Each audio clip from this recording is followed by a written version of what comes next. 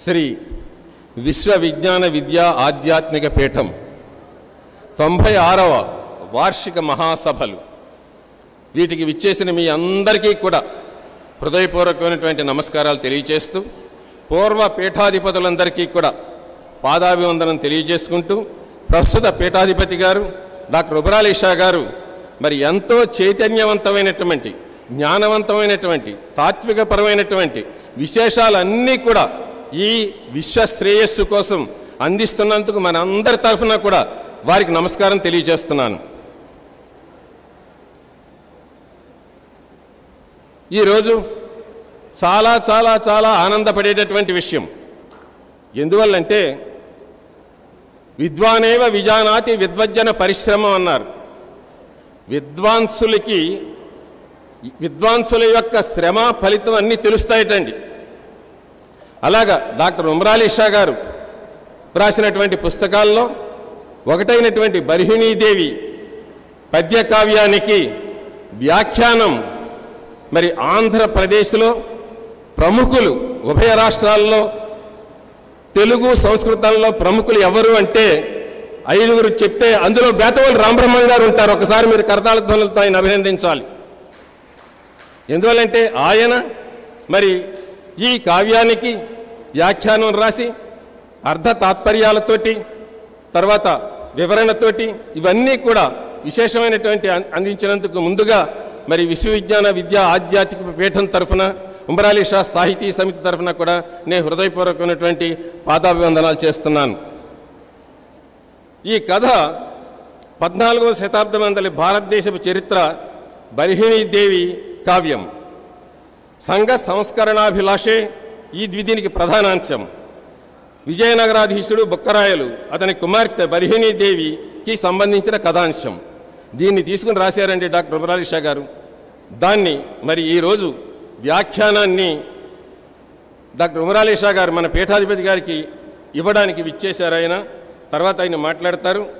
ఆచార్య బేతవోలు రామబ్రహ్మం గారు సంస్కృతాంధ్ర పండితులు, పద్యకవి, అవధాని, అనువాదకులు, విమర్శకులు, వ్యాఖ్యాత, మంచి అధ్యాపకులు, సాహితీ స్రష్ట. ఇన్ని విశేషాలు ఉన్నటువంటి మహానుభావులు చాలా తక్కువ మంది ఉన్నారండి ఉభయ రాష్ట్రాల్లో.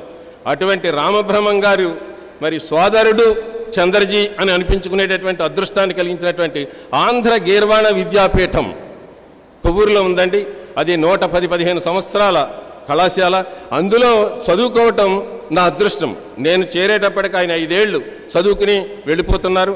రావూరి వెంకటేశ్వర్లు గారు చెప్పారు, బేతవోలు రామబ్రహ్మం గారిని తను చదువుకున్నారయ్యా, చాలా బాగా సర్వప్రథముడుగా వచ్చారు, అవధానాలు కూడా చేస్తున్నారు అని. ఆ తర్వాత మరి ఆయన ఎంతో కృషి చేసి విశ్వవిఖ్యాత నట సార్వభౌమ ఎన్టీ రామారావు గారి చేత ప్రశంసలు పొంది ప్రత్యేకంగా బొమ్మూరు విశ్వవిద్యాపీఠంలో, తెలుగు పీఠంలో ఆచార్యులుగా చేరినటువంటి మహానుభావులు ఆయన. అలాంటి ఆయన మనకి ఈ వ్యాఖ్యానాన్ని అందించడం చాలా అదృష్టం. భాషా ప్రవీణ చేశారు. ఆచార్య తుమాటి దోణప్ప గారి దగ్గర తెలుగు వ్యాకరణాలపై సంస్కృత ప్రాకృత వ్యాకరణాల ప్రభావం, అసలు వ్యాకరణమే కష్టం. అటువంటిది అలాంటి పోలికలతోటి తులనాత్మక పరిశీలన చేసినటువంటి మహానుభావులు బేతవోలు రామబ్రహ్మం గారు. తర్వాత బొమ్మూరు పొట్టి శ్రీరాములు తెలుగు విశ్వవిద్యాలయంలో సాహిత్య పీఠానికి, తర్వాత వాంగ్మయ్యేని త్రైమాసిక మాసపత్రికను తీసుకొచ్చారు. 25 మంది పైగా వీరి దగ్గర పిహెచ్డీలు తీసుకున్నారండి అటువంటి మహానుభావులైన. తర్వాత 2005లో సెంట్రల్ యూనివర్సిటీలో ఆచార్యులుగా వెళ్ళారు. 300లకు పైగా అవధానాలు. ఎంతో అనుబంధం లేకపోతే పశ్చిమ గోదావరి, తూర్పు గోదావరి, ఉమరాలి షా గారి గురించి వారికి తెలుసు. ఇన్ని పుస్తకాలు రాసినటువంటి వారికి ఏదో ఒక విశేషమైనటువంటిది చెయ్యాలి. ఇప్పటి వరకు ఎవరో మన వాళ్ళు కొంచెం విషయాలు వివరించారు తప్ప ఇలా ప్రత్యేకంగా మలినాథ సూరి మరి వ్యాఖ్యానం రాసినందుకు కాళిదాసు పుస్తకాలకి వైభవం. వ్యాఖ్యానం చేస్తేనే విషయాలు అయ్యే. అలాగే ఒక పుస్తకానికి వ్యాఖ్యానం ధర విజయ విలాస వ్యాఖ్య హృదయోల్లాస తాపీ ధర్మారావు గారు. అంతకుముందు ఎంతోమంది రాసినా సరే దానికి అత్యంతమైనటువంటి ప్రసిద్ధి వచ్చింది. అలాంటి ప్రసిద్ధి పొందడానికి అవకాశం కల్పించేటటువంటి విషయంగా విశ్వవిజ్ఞాన విద్యా ఆధ్యాత్మిక పీఠాచార్యులు డాక్టర్ ఉమరాలి షా గారు మరి ఆయన ఎంత భీమవరంలో సభలకి ఎంతమంది గొప్పవాళ్ళండి. రావూరి భరద్వాజ్ గారు అలాంటి గొప్పవాళ్ళందరినీ తీసుకొచ్చేటటువంటి అవకాశం మా సాహితీ సమితికి కల్పించారని చెప్పి మీకు తెలియజేస్తున్నాను. కొత్త గోదావరి పద్యకావ్యాన్ని, తర్వాత చాలా శ్రీదేవి భాగవతం, దానికి కేంద్ర సాహిత్య అకాడమీ అవార్డు వచ్చిందండి. అలాగా తర్వాత ఆధునిక వేమన శతకం, అనర్ఘరాఘవం, తెలుగు వ్యాఖ్యానం, మృచ్ఛకటికం వ్యాఖ్యానం, శ్రీమద్ రామాయణం, తెలుగు వచనం యథాతథంగా, అలాగ 50 పైగా శ్రీ దత్తాత్రేయ గురుచరిత్ర, ఇలా ఎన్నో పుస్తకాలు రాసినటువంటి మహానుభావులు.